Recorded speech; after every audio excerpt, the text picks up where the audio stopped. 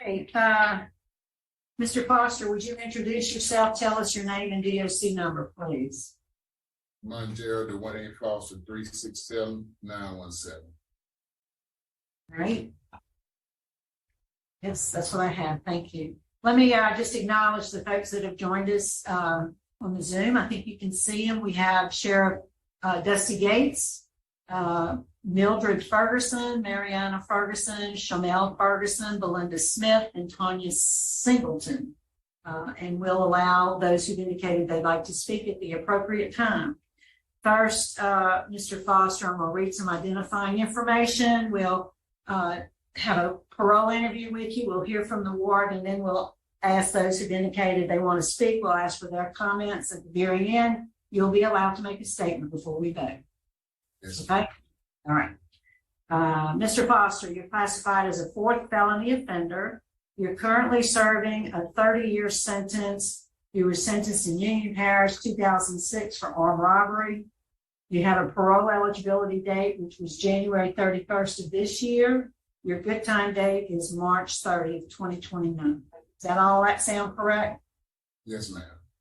Okay, your case has been assigned to me, so I have some questions for you. Yes, ma'am. The first thing that jumped out at me when I looked at your record is I see you've lost 603 days of good time. And Yes, none of that's been restored. Why is that?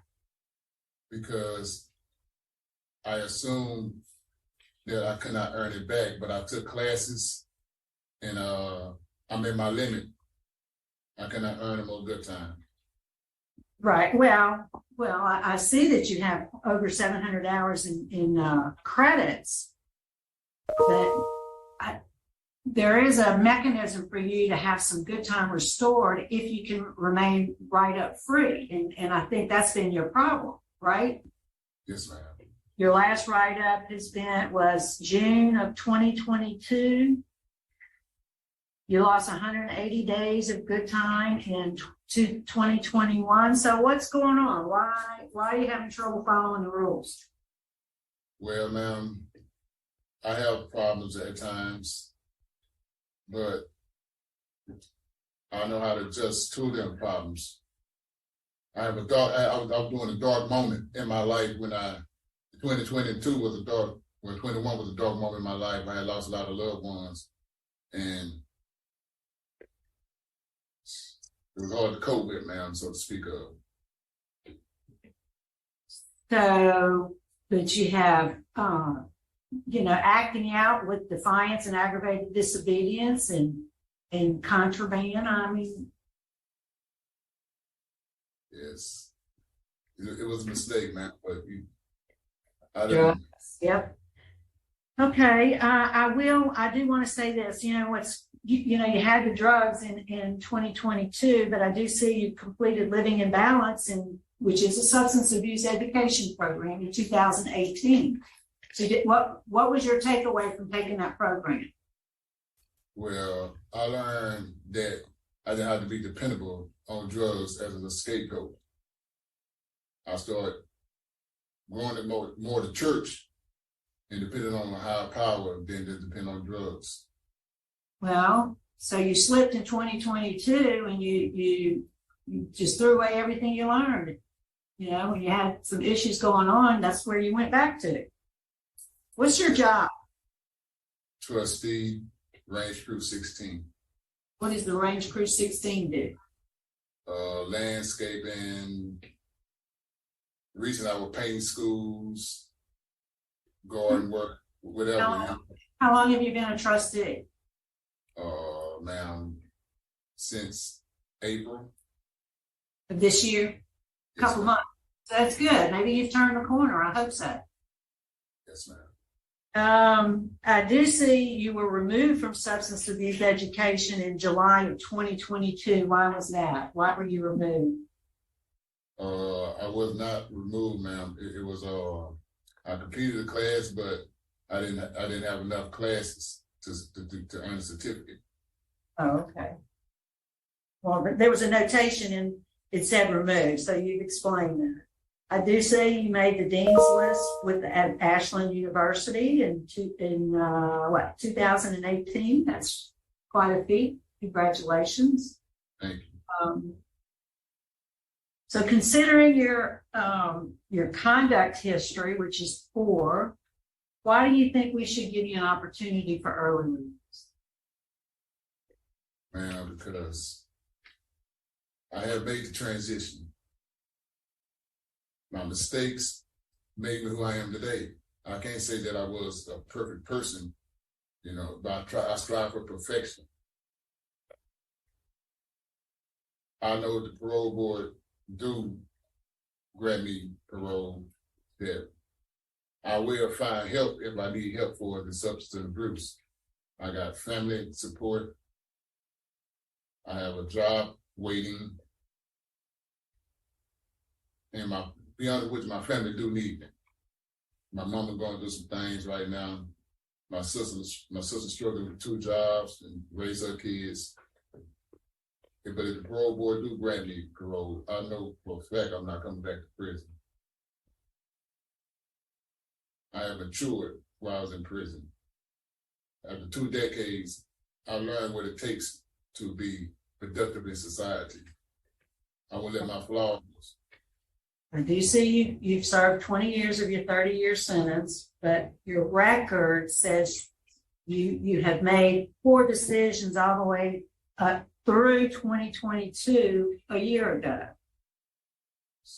So I do hear what you're saying. You're going to do well and you're going to not come back to jail, but your record doesn't show me that yet. So I would just sit back and listen to what the warden has to say and my colleagues and the folks who want to speak. Warden Pickett, what can you tell us about? I know, Montrell, you pretty much covered everything in his conduct record. We have moved him back to a trustee status. It works on the grounds. Eventually, he'll probably go back out on the road. He's completed a couple of classes. I'm not sure if they're on your, I see him on the record here now, a vow and his associate degree that he's got this year. No, I didn't see that. Good. Congratulations. Thank you. Any questions? All right. Could we hear, we're going to listen to the folks who want to speak who joined us by Zoom. And I don't know, is everybody at the sheriff's office? Okay, so let's hear from the sheriff first, and then we'll go to the where the other folks are located. Sheriff Gates, what would you like us to know? You're still on mute.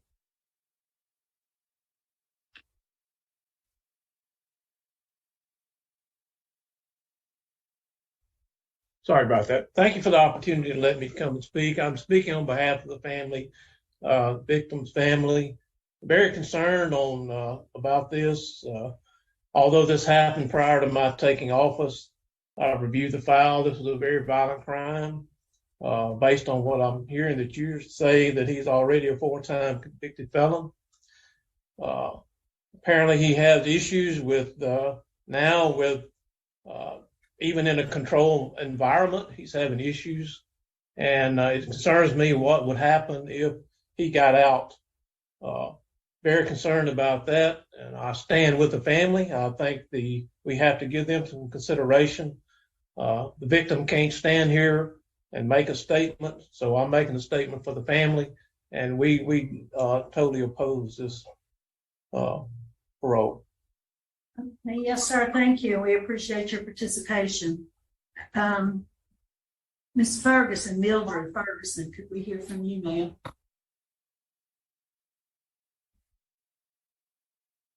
Okay, yes. Okay. My name is Mildred Ferguson, and I'm the mother of Fredecio Ferguson. And it's hard to fully express the pain and suffering that my family and friends have endured since Fredecio's death. We live with the victim's impact every day, and our lives will never be the same. We are forever scarred and broken, and we lost a son, a brother, a father, a cousin, a friend. And I don't feel that the defendant really realizes the consequences of his actions. Ferdezio's family has been and will forever be traumatized by the violent, senseless, cruel actions and the financial, emotional, mental, it has been horrible throughout the years. They're told that it's taken on my family. Ferdezio's sisters, his children, who were just babies at that time, and the children's mother, they have had and continue to have problems since his death. They've received help, counseling, and other help, but this has not done very much to help with the issues. And the last memory that his three daughters, who were just small children then, have of their father is being awakened in the middle of the night with somebody bursting in the door with guns thrown, seeing their father being beaten, and seeing him taken away by the defendant and someone else, and then them being held by gunpoint, and then never to see their father again. He didn't come back. And that has taken a toll on their lives. And that's some memory to be your last memory of your father. They were robbed of their father forever by this senseless, violent action. They didn't have a father to grow up with. They didn't have a father to protect them, to talk to do things that other fathers did with their children, all because of this senseless act.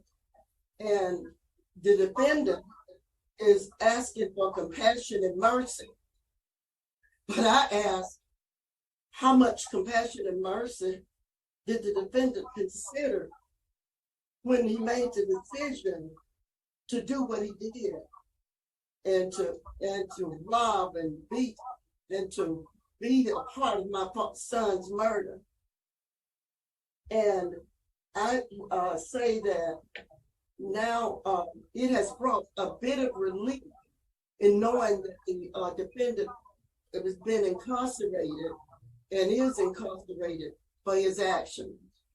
But now facing the possibility of parole is very painful and scary, in thinking that he will be free.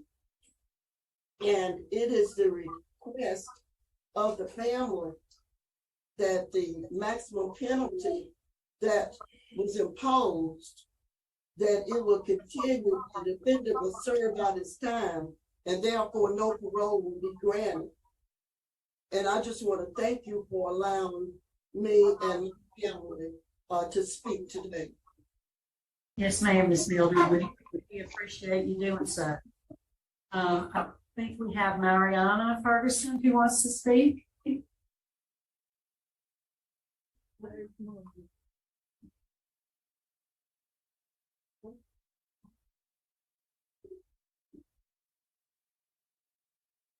You don't feel that you can, it's okay. Your mother, Miss Mildred did a good job.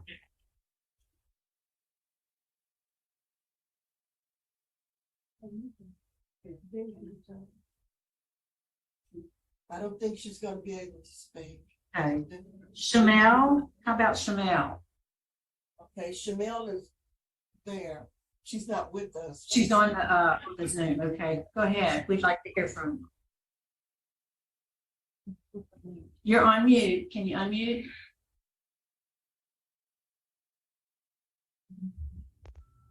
Can you hear me now? Yes, we can. Go ahead. Okay, I am Shamel Smith. I am the first cousin of the victim, Ferdezio Ferguson.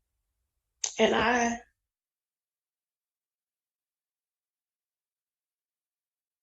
We've lost the audio. You muted again. sorry about that. Can you hear me now? Yes, we can. I feel like his actions were senseless. They impacted my family. His kids had to grow up. It was probably moments that they needed him, and he wasn't there because of someone else's actions. For years, we've had to relive the moments, and it hasn't been easy.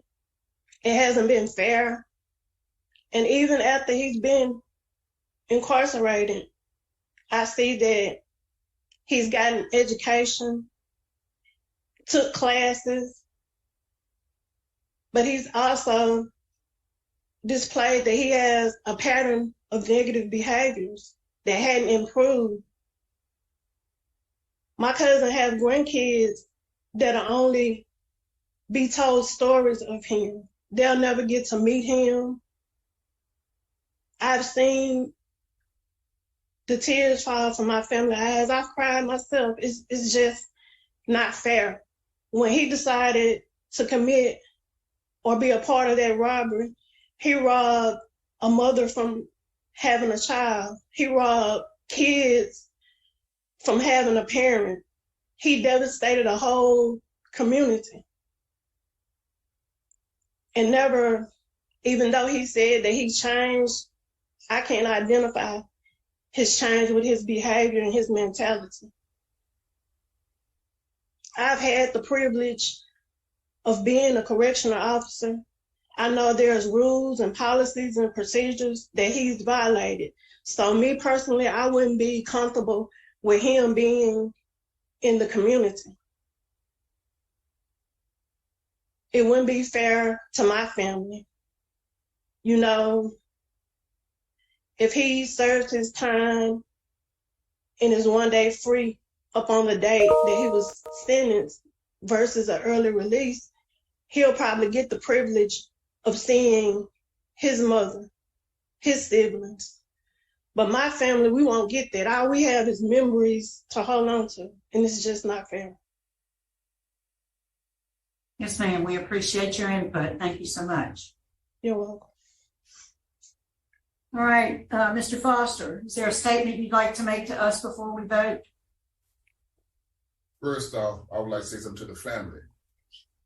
20 years ago, during trial, I told you the first statement I said I was sorry, but I know I cannot.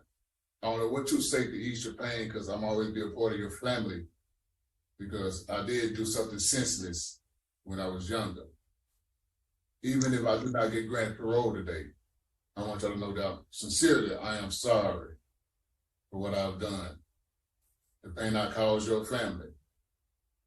And I tried to reach out to y'all, but I was told not to write y'all due to the fact that they like tamper with evidence, you know, but. Well, okay, so you've extended your apology, just now address your remarks to the board.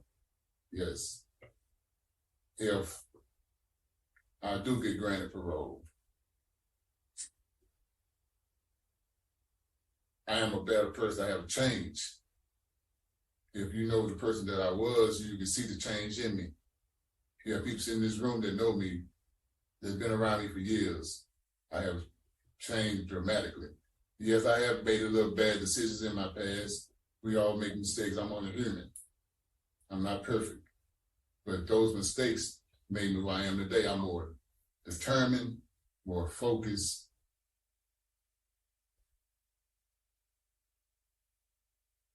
And more blessed to be sitting right here in front of y'all. I appreciate the opportunity y'all giving me at a chance at re-entry in society. That's all I want to say. Thank you. All right, I think we're ready to vote. Mr. Foster, I am encouraged by the fact that the warden, has reinstated your trustee status. For me, I need a more sustained period of time where you're going to follow the rules no matter what your personal situation is. You got to follow the rules. If you can't follow the rules there, you're not going to be able to follow them in the world. And for us, it's about, not just about getting out, it's about staying out. And I just don't feel, I'm not there yet in your case. So my vote today is to deny your parole. And I would suggest to you, try to see if you can take a victim awareness class. I don't see that on my notes. You've done some really good academic stuff and trade skills, but I think you need some more. You need some more work. Mrs. Jackson. All right, Mr. Foster, my thoughts are along the same line.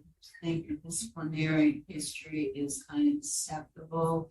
It's not simply the number of write-ups you've had, it's just the nature of the write-ups, the contrabands, and the aggravated disobedience. And they're all, we have some that's fairly recent. And so I don't think you're quite ready yet. I think you need a longer period without write-ups, and so there's strong victim opposition. So my vote today is to deny. Mr. Freeman. I agree with my colleagues, and I'll also vote to deny. All right, Mr. Foster, you've been denied parole.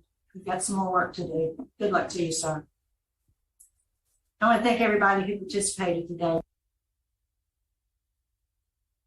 I told them that. Well, this side, I need to. They should see it on our notes, but we told them that. Yeah. That wasn't gonna make a difference. That's-